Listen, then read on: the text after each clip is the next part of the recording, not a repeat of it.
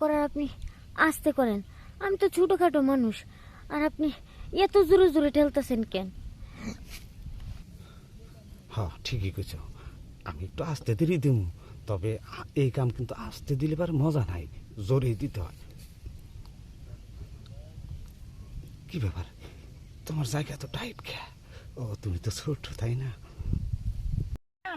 দেখেন তো, আপনি তো পেয়ারা বিশেষজ্ঞ, তাইলে পেয়ারা গাছ এত সুন্দর হয়েছে কিন্তু কোনো ফল থাকতেছে না কেন? পোকা লাগা যাচ্ছে, নাহলে হইতে আর মরে যাচ্ছে।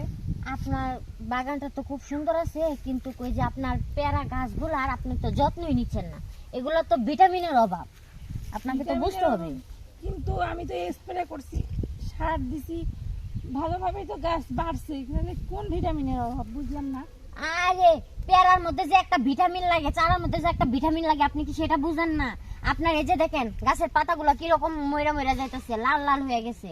তো এগুলো আপনি যে কীটনাশকটা ব্যবহার করছেন, যে কারণেই তো লাল লাল হয়ে গেছে, এই জন্যই তো আপনার ওই পেয়ারা ধরতেছে না। তাও ঠিক বলছেন। তাহলে নতুন কোনো ভিটামিনের যদি খবর জানা থাকে আপনার, তাহলে বলেন তো কি দিব?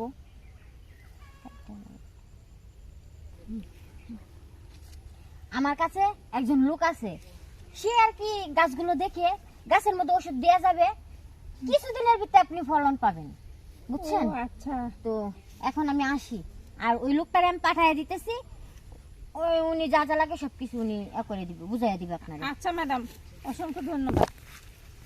যাক, একটু টেনশন মুক্ত হইলাম। ভিটামিন যখন দিলে পেয়ারা গাছ আমার ভালোই হবে, তাহলে এই পেয়ারা বাগান থেকে আমি অনেক টাকা লাভ করতে পারবো। কি যে ভালো লাগতেছে। কি ব্যাপার, এই বাগানের ভিতর কি করতেছেন?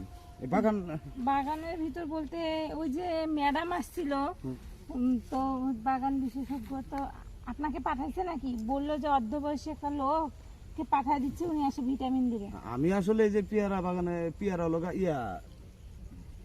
পেয়ারা লগা কি বলে ওটা, খরিদ্দার মানে ব্যাপারী। আমি বললাম ব্যাপারী, হ্যাঁ আমি পেয়ারা কিনে বাজার বিক্রি করি, বাগান ধরে কিনে নিই। আপনার কি সমস্যা বলেন তো, দেখি পেয়ারা কই, গাছে তো পেয়ারা দেখি না। পেয়ারাই নাই, আমি ভিটামিনের দরকার। ওই যে ম্যাডাম বলে গেছে যে ভিটামিনের জন্য অর্ধবয়সী একজন লোককে পাঠাবে বলছে, যে তার নাকি সে ভিটামিন দিতে পারবে, দিলেই গাছে পেয়ারা ভরে যাবে। আচ্ছা, এই বাগানের পেয়ারা তো আমি নিব, হ্যাঁ তা অর্ধবয়সী, আমারও তো অর্ধবয়স।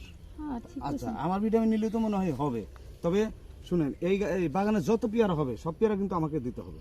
কোনো সমস্যা নাই, আমি আপনাকেই দিব। যদি আপনার দ্বারা আমার উপকার হয়, তাহলে পেয়ারা গাছে একটু লাভ কম হোক, আপনাকেই দিব। তাহলে এখানে আছেন এখনই, মানে যে আপনাকে ভিটামিন দিয়ে দিয়ে দেয় যেন পেয়ারা গাছে এলাকা পেয়ারা ধরে।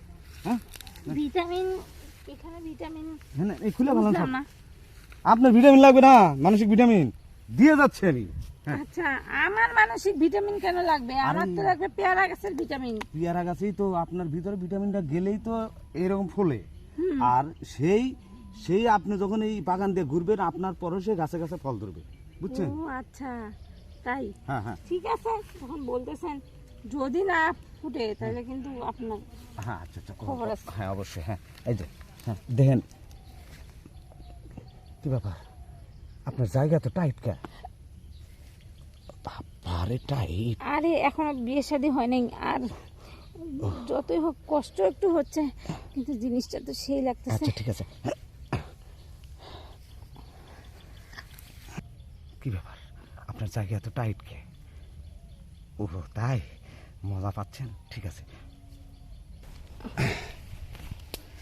তবে আপনার ভিতরে যে ভিটামিন দিছি, আপনার যদি ভাগ্য ভালো হয় তাহলে পেয়ারা গাছের সাথে সাথে, বুঝছেন, পেয়ারা তো ধরবেই।